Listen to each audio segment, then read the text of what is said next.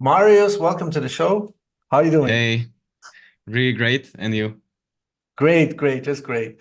Well, I've been really looking forward to this chat. By the way, your article is really amazing. I mean, I can see there's a lot of research and interviews, and retrieving testimonials from all kinds of people. But before I go on a rant here, why don't you just introduce yourself? Like, what's your background? How did you like find into the rabbit hole of Bitcoin? What was the motive or the inspiration for this article? Thanks. Welcome to the show again. Thank you, and thank you to hey to everybody. So yeah, how did I came in the rabbit hole? This is a long journey. I think it's the same for everyone. So firstly, I was interested into trading with the forex market. So forex, the currencies like USD, Euro, the Canadian dollar, and all the stuff. And so I got interested in this. I made searches about how it works, and I found out that to make this to trade, I need to understand how economy works, how currency works, and then by making researches on economy in general and currencies, I fell on Bitcoin, and so I digged a bit more the subject, and then I discovered something that was amazing to me, and so yeah, I decided just to make more searches about it, to learn more about it, and little by little, I came to want to work in this field with Bitcoin. So what I did is creating a website with free documentation on it. So the first thing I worked on it was just an overview of what Bitcoin is and how it works. Then I was like, okay, maybe with this, with what I want to do, I could go and get in touch with companies. Maybe I could try to make them adopting Bitcoin, just accepting Bitcoin payments. So I was like, okay, but I need to convince them. So what will I do? Because they don't know about it. They see it as a shady currency, and so what can I do? So I was like, okay, there is several topics I have to talk about so they can know more about it, so they don't have this their wrong ideas about Bitcoin. So I was like, okay, the first subject, I think the most important is Bitcoin and its energy consumption. So I write a first study about this to try to explain how Bitcoin consume energy and why it consume a lot or not a lot, and how much, and why even if it's a lot, why it's not a problem, because it can be used in a smart ways to incentivize energy industry and everything. So I try to dig in this. And then the next subject was about censorship, about how Bitcoin can be used against censorship for governments. And as an Iranian, I was like, okay, I have to write about censorship in Iran and people using Bitcoin in Iran against censorship. And that's where I started to make my searches and to create this study. Well, very fascinating. So, I went through your article like several times because I had really to digest it. Like, towards yourself, like, what were like some of the numbers or facts that you came upon? Like, what was like most shocking to you, or what most surprising to you? Well, as a European, I think the most shocking is the inflation rate, because inflation is not something that we feel really in France, in Europe in general, because we have the euro, which is a currency that is mostly stable, even if it lost 40% of its value in 20 years, in 25 years. But it's still more stable than other currencies. And then when you hear about Iran, then you hear directly about inflation, about how the currency works. And yeah, this was the most problematic, the most shocking I found. And then in general, it's more how much people were censored, because I already went in Iran when I was young, but as a kid, we don't really understand how things works. We just um, understand like what's happening. We see what's happening, and we are explained why it's happening like that. but we are not enough mature to figure and to understand why it's like that and why it's a problem. And then by growing, then we figure, like, we remember what was happening and why they were doing this, and we understand that it was a problem. And so by doing this search, I was going again in this thing, and remembering everything that happened when I was there, and understanding why it was like that. And it was really also a work, not just writing, but also work with myself and with my memories. So it was really, really good, even just for me. Mm-hmm.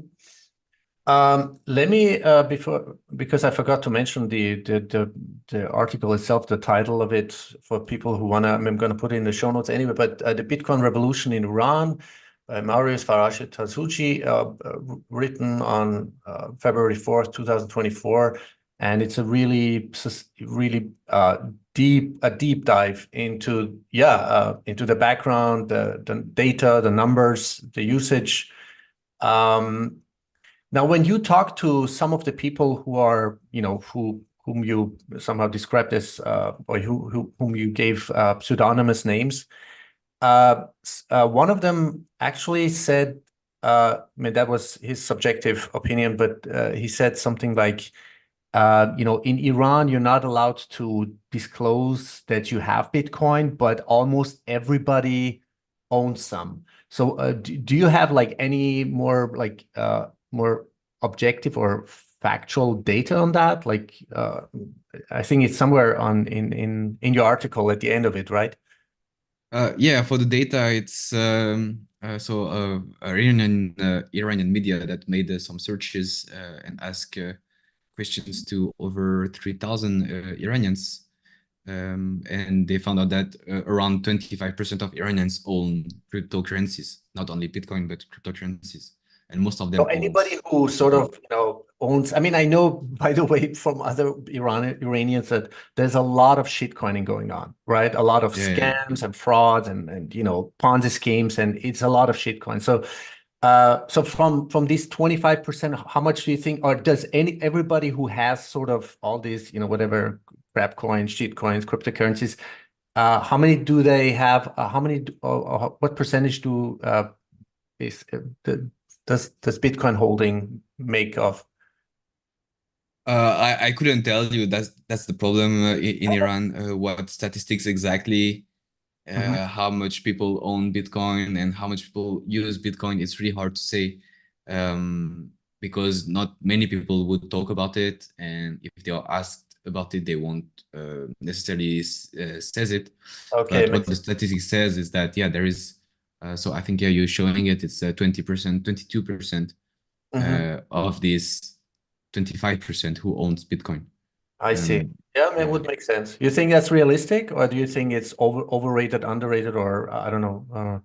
So I haven't been in Iran since a while, so I couldn't tell you from my point of view, but from what people told me is that it looks realistic, Yeah. because 20% of 22, which makes like around 6%, 5% of the Mhm. population. And it seems quite fair, considering that maybe there is some of the people who don't disclose it and don't tell it. So yeah. Okay. Um, what do you think is the okay, you emphasized several times in the article that people, hold or buy Bitcoin for the preservation of purchasing power or as a savings instrument, right? Yeah. Um, so that's the primary thing. And then I think you elaborated something like on why or how the Iranians do not really do their own research, or they're not curious enough as to make like real usage of it, or like a functional usage of it. Can you elaborate a little bit on that? Like Yeah, besides so savings tool? Yeah. just to give a bit of context, Iranian people are in this almost same situation as Venezuelan or people who live or Lebanon. Like it's just a population that lives with a high inflation rate. So for them, any way to find a more stable value is a good way. So It can be Bitcoin, it can be USD, it can be gold, it can be anything. So their only goal is to save money. So that's why in my article I also talk about USDT, because USDT is an easy way to have dollar on internet that is mostly resistant to censorship and is easier to get than real dollar than dollar banknotes. So yeah, people just search for a way to save currency, and then maybe some of them get into Bitcoin and get to know more about it. But most of them, they just don't really care about what Bitcoin is or how it works or how I can have self-custody. Their first goal is just to save money in the time, to save value in the time. So if Bitcoin can do it, then they will use Bitcoin. If it's the dollar, then they will use the dollar. So yeah, it's not, people are not using Bitcoin. Some of them are using Bitcoin because of all its qualities, but most of them will use Bitcoin just because it's useful. And I think it's almost the same in every country. When we see in Salvador, for example, the adoption that is not going so good, it's because people don't have the need to use Bitcoin. But the day they will have the need, then they will have all the infrastructure to use it. So yeah, basically, it's like everybody. It's really hard to get someone into Bitcoin, and but because most of the people don't care about Bitcoin, they don't know that they need it. But once they will need it, then they will use it, and that's why I think now we have to create documentation and build tools for them to use it, and so when they are ready, then Bitcoin will be ready for them. Okay. Now, I've heard in some talks or interviews that people from within the industry, who are involved or related to the USDT space, they themselves that, eventually stable coins are going to become maybe not obsolete, but because of the centralized nature. And you actually elaborated on it in the article, the, what do you call it? The blocking or the sanctioning, right, of Iranians from USDT. So do you think people in Iran, differentiate, or is it, do they think about, like, okay, what if I'm using just as a store of value, would it be USDT or Bitcoin? Do they make the distinction, like, okay, this one is centralized, this is, you can block that and sanction that and everything else and exclude me from from all services. And Bitcoin is totally, like, it's open, decentralized, blah, blah, blah, network. Do people think about that? Is that a topic?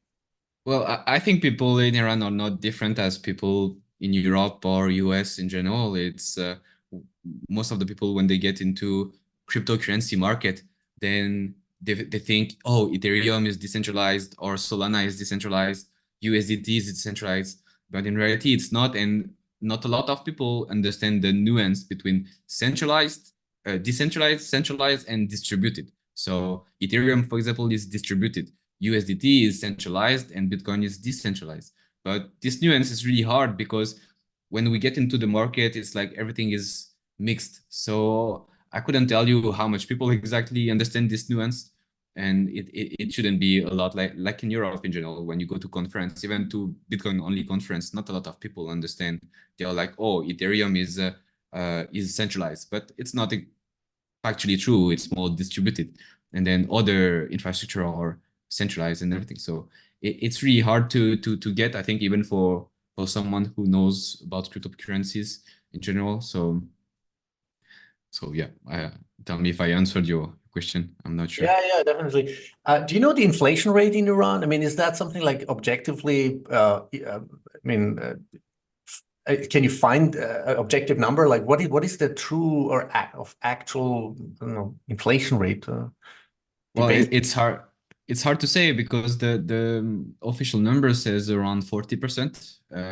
So it's really high. It's not hyperinflation, but it's high inflation. And it's like in Europe, when government says 4 or 5%, in reality, it's harder because we don't know exactly how they calculate it and do they lie. So it's really hard to say. And in Iran, it's probably the same. For example, with the unemployment rate, we know that, like, it's not we know, it's like people say, Iranians say that government is lying and that in reality the official, like the real rate is higher than the official one. So it's really hard to say, and we cannot make a more precise number. So it's really hard to determine. Mhm. Okay, even if it's okay, but you think it's like average 40%, or could it be like 50 more and more percent even? Because then it would sort of match the definition of hyperinflation, which is, I mean, it's really, I mean, this is strange for me, but you know, the 50%, I think the definition of hyperinflation, or the threshold is sort of at 50% upwards, but who cares? I mean, you know. Yeah, I couldn't tell exactly. But yeah, I just couldn't tell. We should be there to see exactly how it works. All I know is that people there are quite struggling to just to live normally. I see with my family that my family that is outside of Iran is helping my family inside of Iran, because it's really hard to just finish the end of the month and pay all the bills, because the money is losing 40% every year. So yeah, at least 40%. So yeah, it's hard to say. Mhm. So I want to talk to you about like okay, so I need to have an overview, like what is legal, what is criminalized? I mean, it can for example, because in one instance you described people who, or is sort of a standard, like people who are, you know, who have a job, and they do like part of it, like 1/3 or something like that, in officially, not, you know, not officially. So do these people like also get paid, or could they get paid in Bitcoin, or is that some like you know, is that the case in Iran, that people, you know, say, hey, you know what, just pay me 1/3 of it, like non-officially in Bitcoin? Is that what's the situation like with? Yeah, so it's really hard for the people and even for the companies to face the inflation. So most of them, not most of them, but a lot of them just take it like give a part of the salary in a formal way. So they declare, they pay taxes on it. But as the example I've been given by an Iranian is around 1/3. So 1/3 is given in a formal way. The company will pay taxes on it. Um, the employee will pay taxes on it, and then there is 2/3 that will be given in informal way. So I or think. it's in cash, or it's in like even a real cash, the real rial. I don't know how to pronounce the Iranian Yeah, is currency. that, yeah. Real, yeah, Yeah. maybe. Yeah, real. Was And it was so it wasn't it called Tuman, like in Shah's times? Like was it like Tuman, it's or was it Toman, just? maybe Toman. So I think Toman is some kind of informal currency that one real is 10 Toman. Oh, okay. Something like, yeah, it's I didn't understand too much this. I didn't use it so much, so I couldn't tell you more about it. But yeah, there is some kind of informal and formal currency there, and maybe I should dig into that and make an extension to this study. And yeah, so there is also, so in the informal part, you can ask. I think just see with your employer, with the company with who you work, if you can be paid in dollar or in USDT or in Bitcoin. I think it's up to the company. If the company owns some, or if the employee owns some, it's hard to say.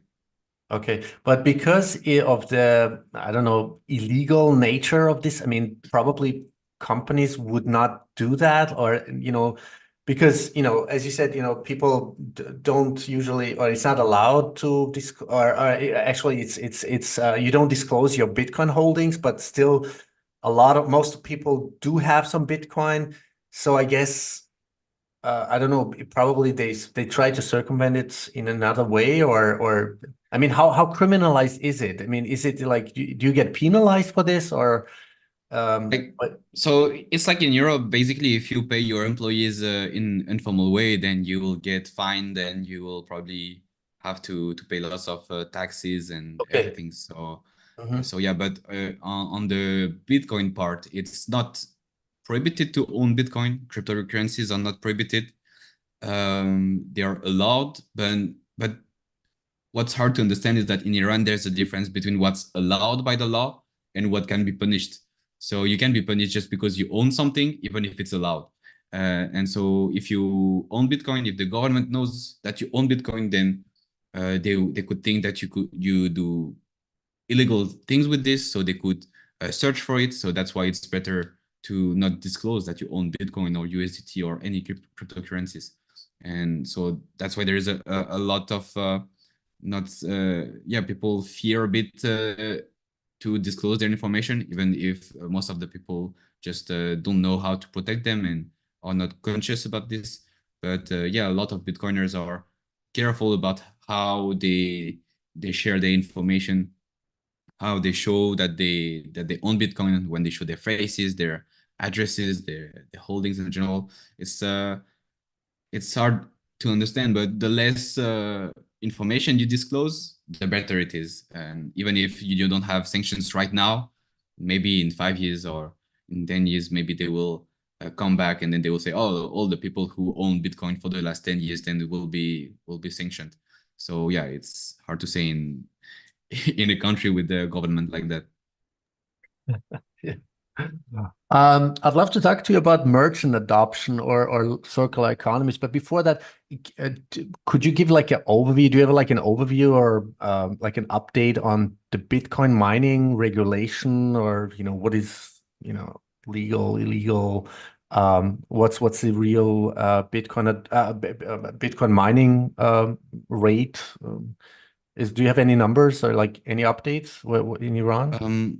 With the in general, it's really hard to localize Bitcoin mining because yeah, it would be too long if we dive into it. But in general, even if in the statistics says that there is, I don't know, 20% of Bitcoin mining in this country, then it's highly possible that this number is false. So it's hard to say.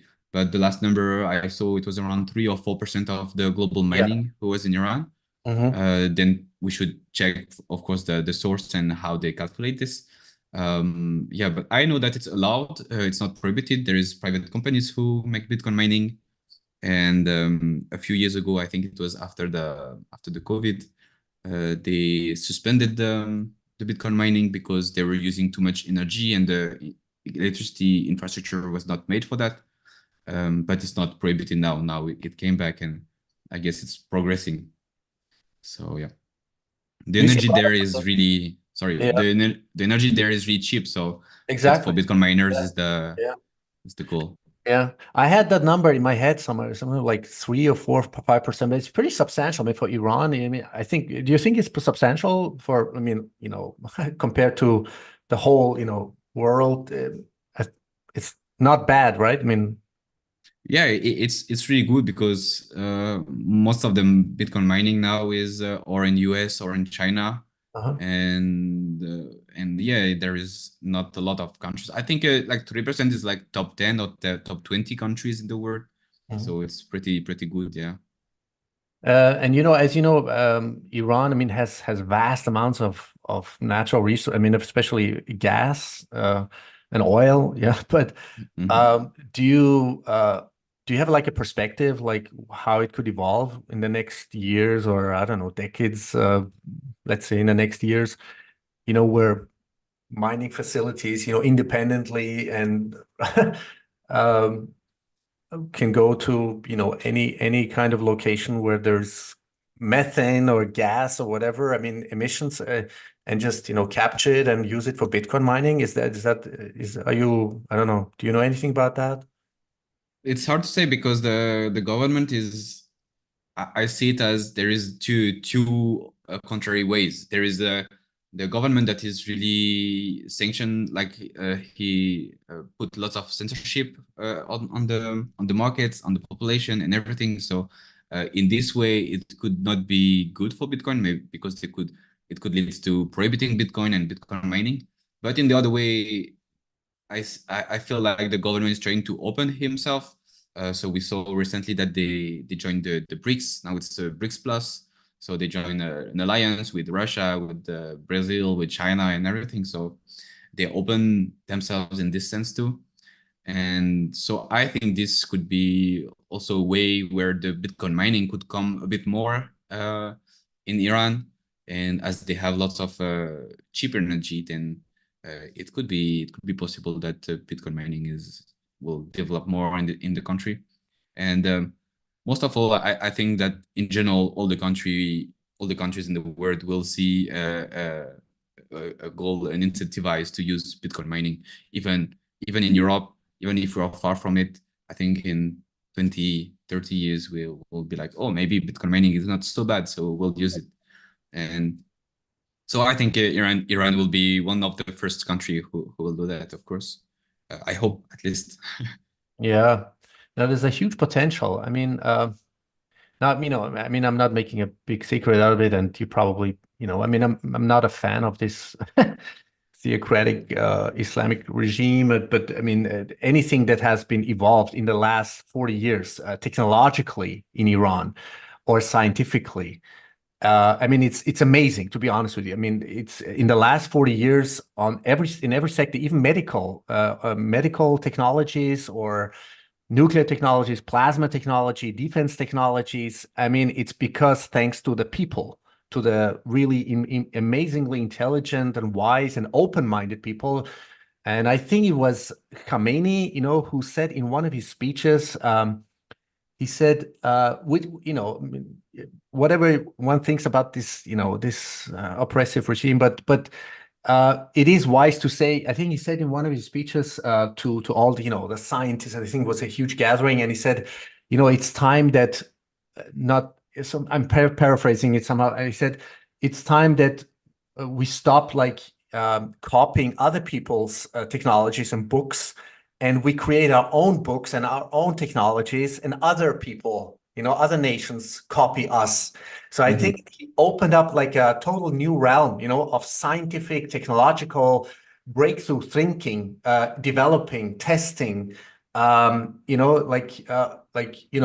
just be open-minded and question like the narrative, the dogma, the scientific technological dogma. And I think this is the reason why Iran is not attackable, to be honest with you. I know it goes a little bit off the the topic now from Bitcoin, but it is actually, I mean, indirectly connected, because if there's a war, a regional war, I think that Iran has, besides highly advanced conventional weapons and defense technologies, I think they have weapons.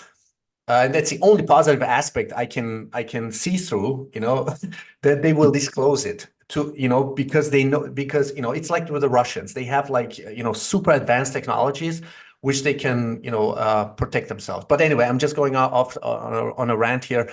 But what I was going to talk to you about is merchant adoption. I mean, do you think that no, for our listeners and viewers, who might be, totally new to this topic, Iran has been under sanctions and embargoes for what is it, 40 years? I don't know, but at least 20 to 25 years or so, 25, 30 years or so, international, right?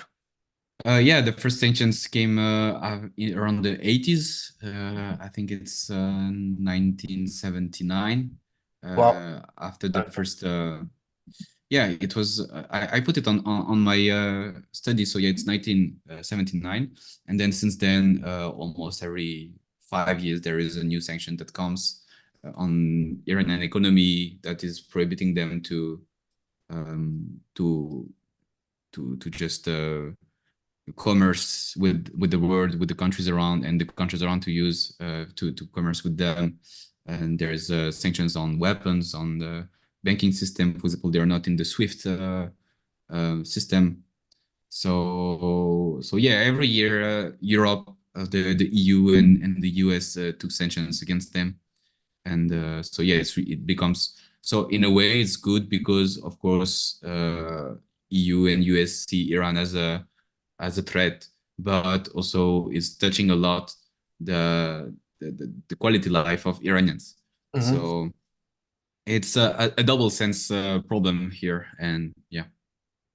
Yeah, so it's the people. At the end of the day, it's the people who are who have been suffering, for so many decades, for Yeah. 40 years or so.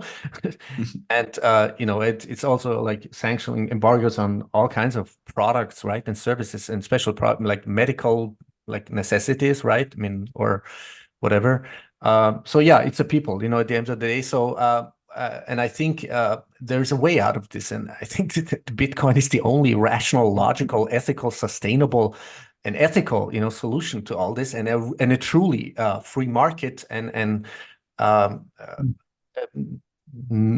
non what do you call it, non-attackable, censorship resistant, all the properties that Bitcoin has, that for the first time in human history. It would be interesting, to have also, maybe together with you, maybe sometime in the future, like a panel discussion with a Bitcoiner and macroeconomist, like explaining like what's what's the pathway to to freedom and prosperity and abundance, as Jeff Booth would say. I would love to have Jeff Booth again, back on my show, to just to maybe describe a situation or the potential of for Iran or for Iranian people to go on a total a Bitcoin standard, or with Safed and Amous, so do you have any like vision or perspective on that? Like, how could evolve with circle, like starting with little like independent like circular economies all over Iran, merchants adopting Bitcoin, people paying with Bitcoin? That would be like I mean, that would be amazing. It would bring so much prosperity and abundance to the people. Yeah, for sure. It would be really great for Iranian economy and the population in general. But of course, still the problem stays the same, is that if there is still these sanctions from the US and from the EU, it will be still with Bitcoin. So it will be prohibited, but it won't be able to be stopped anyway. So there will still be sanctions, and so it's hard to say, do people will still do it. For example, I don't know, could a German company make something with Iran openly? I don't know, maybe it would be done in an informal way. So it's hard to say how it would be, but for sure with the rest of the world, with Asia, with the South America, with the African countries and everything, for sure it will open. And yeah, US and EU are not the center of the world. There's other countries everywhere. So for sure, Bitcoin could help, because Bitcoin is like digital gold. So it's a store of value that you can send at the other side of the world in few minutes. So for sure, or few seconds with the Lightning Network. So for sure, it will help. And so I don't know. It's hard to say where it will lead, but for sure, it gives more freedom to people, and it opens all the economy. And I hope that this will help Iranians and to free themselves from their government, but also from the international sanctions. Yeah, I mean, realistically speaking, Marius, I mean, you're right. The sanction embargoes will go on. I mean, there is probably no way out of it, especially because, I mean, the EU and, European countries, especially UK, I mean, Austria, I mean, they're all under the, control and pressure of whatever, what do you want to call it, Anglo-American, deep state, whatever, military, industrial, financial, central banking complex. But I mean, otherwise, Iran wouldn't have survived somehow. I mean, they always found a way to circumvent these sanctions and embargoes. And now they've got, their best friends, sort of, Russia on the one hand, and China on the other hand, and many other, country with the adjacent countries, neighboring countries or other countries. So, products, services, new technologies, whatever it is. I mean, they can just get it from I mean, look at China. I mean, it's unbelievable how far they've come, and they've developed their own whatever it is. I mean, I'm not a fan of electric vehicles, but I'm saying, like, you think of any technologies. I mean, even in Iran itself. I mean, they're I think, what's the word of it? They're becoming more and more independent, redundant. What's the word of it I'm looking for? But self-sovereign, in their, whatever development, technological research, production capacities, so.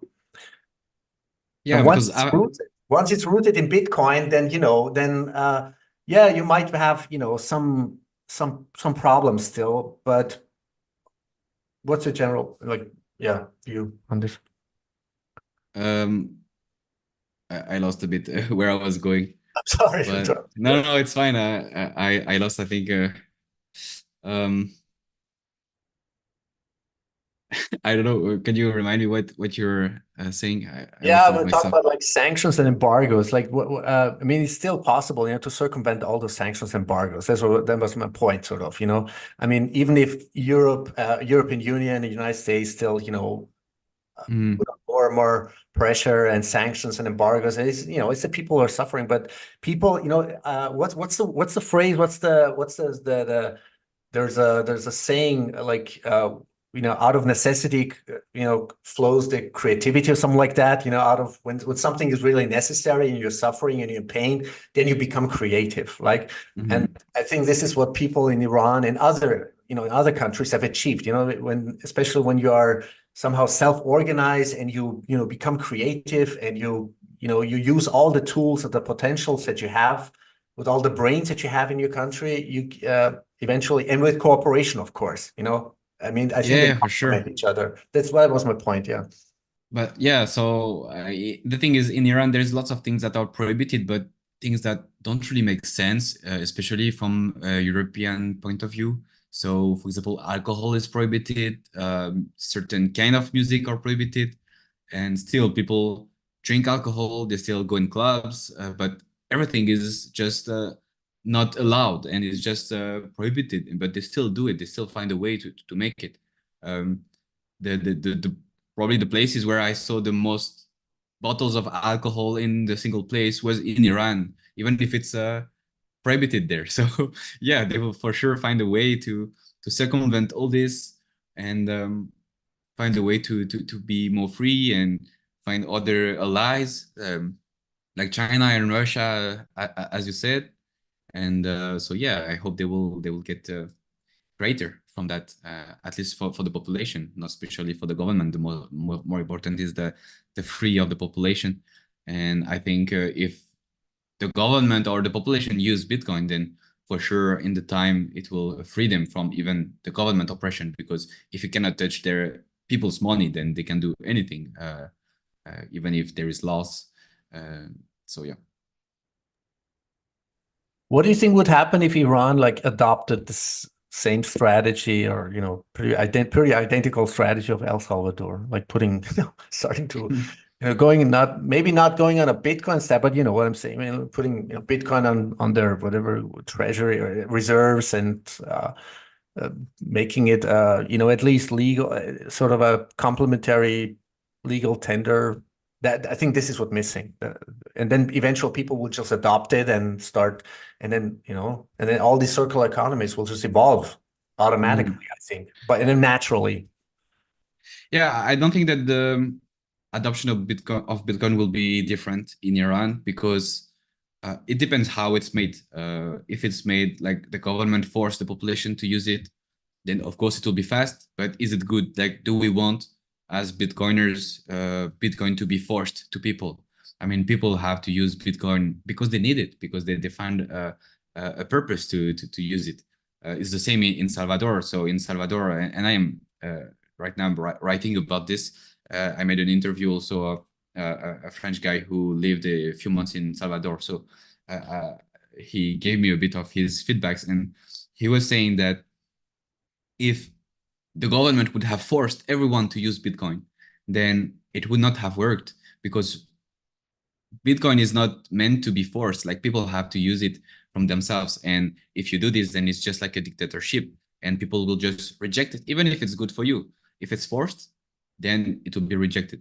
So I think in Iranian point of view, if there's legal tender or just more open use allowed by the government, it will still, maybe it will ease the adoption, maybe it will be a bit faster, but I don't think it will really make like Iran a Bitcoin country in 2 years. It will be something that will take time. But on the other end, what will happen, I think it's more in Europe or in other countries where we'll see where people will talk like, oh, you see, Bitcoin is the criminal currency even more because you see Iranian are using it.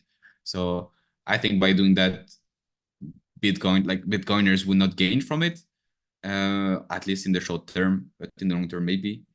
But in the Iranian point of view, I think it would be good to be at least to live a free usage of Bitcoin and being able to use Bitcoin. So it would be nice for them, but I don't know if it's the best. I think we can just like leave it, and it will take time anyway. Bitcoin is already winning, so Exactly. yeah. So way back, yeah. Point of no return. Awesome. Well, before we wrap up, Marius, I mean, it was amazing. I think we should have definitely a panel discussion with you, with Zia, and I think a couple of other Iranians. They'd love to have a talk with you, but it was just short term, right now. But because I asked them actually if I, then I would have asked you, if it's okay with you if they could join. But like, what's your like personal like from this moment? Like, I mean, you already said that, and some of the points you made is crystal clear to me, but. How fast do you think is the rate of will the rate of adoption like globally or in specific countries? I mean, is there anything like you want to like emphasize or highlight a little bit, like from I don't know, rate of adoption, how fast it's going to adopt, how I don't know, would it be on a national level, on individual level, on a technological level? I don't know. It's hard to say. Personally, I like to compare Bitcoin adoption to internet adoption. So we see the growing trend of Bitcoin adoption is matching the internet adoption. So when we compare 2024 is the equivalent to 2000, I think, in internet adoption. So 2000, the mail were just here. People were just starting using mail. They were the first social medias. And even I think it's a bit like a few years after that there were MSN and all this kind of thing. Twitter came in 2007, I think. The first iPhone came in 2009. Even now, still now, people not everybody uses Bitcoin, uses internet, sorry. So it will take a few years until people will rely only on internet.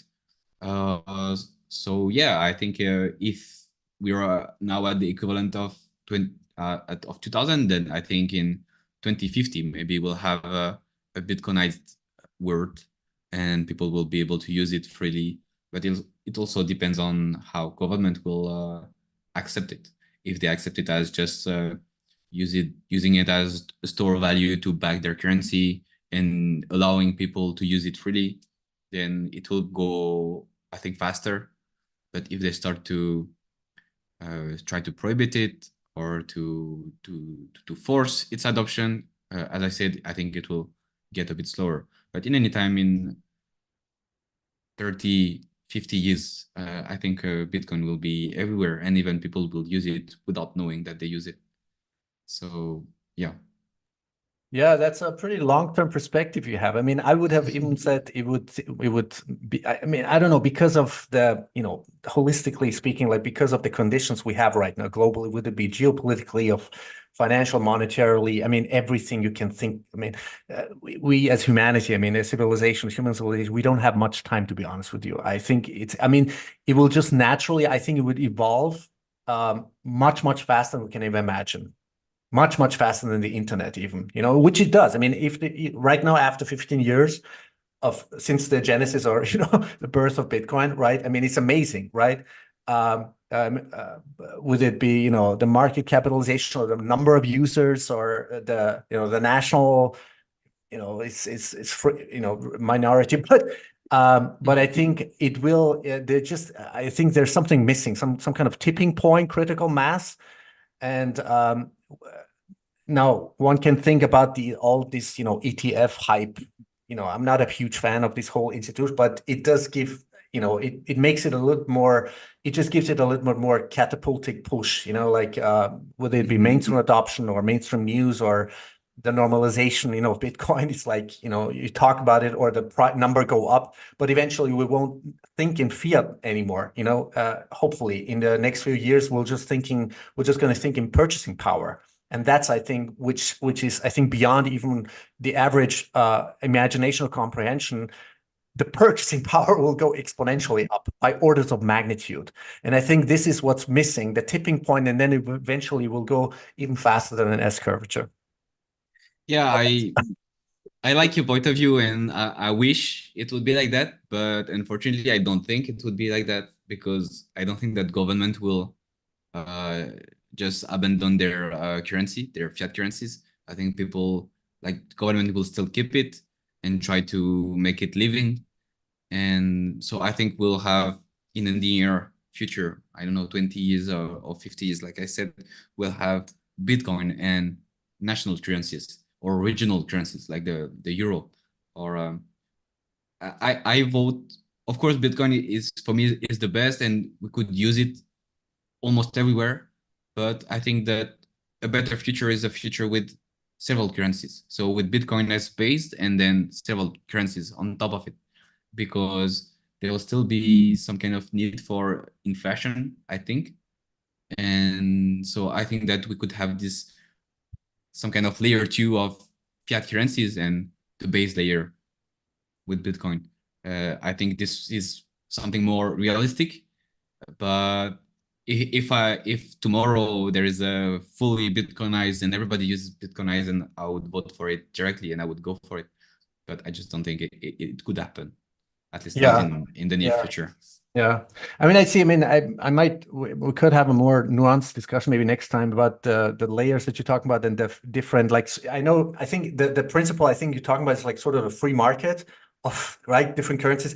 But I think what's important here is the essence, really essence, the seed of the essence of Bitcoin is because it's the hardest, scarcest, absolutely limited money. And that's never been achieved before. And that's why it is, a deflationary money. This is what Jeff Booth is constantly preaching about. It's like, this is why it needs to be rooted, because it's natural. Deflation is natural. And we've been brainwashing, indoctrinated like deflation is bad. No, deflation is actually a natural state of things. Prices going down and products, services, technologies exponentially developing and evolving. And people, eventually it's at the service of the humanity. So anyway, I don't want to go into like different rabbit holes right now, but I think it's important. What I'm just saying is to preserve the essence of the monetary and technological properties of Bitcoin. Yeah, I agree, but it's just I don't think that hyper Bitcoinization is possible, even if I would like it. Yeah, that's just my point. But yeah, I agree with you, and also not. It's really nuanced in my mind. So yeah.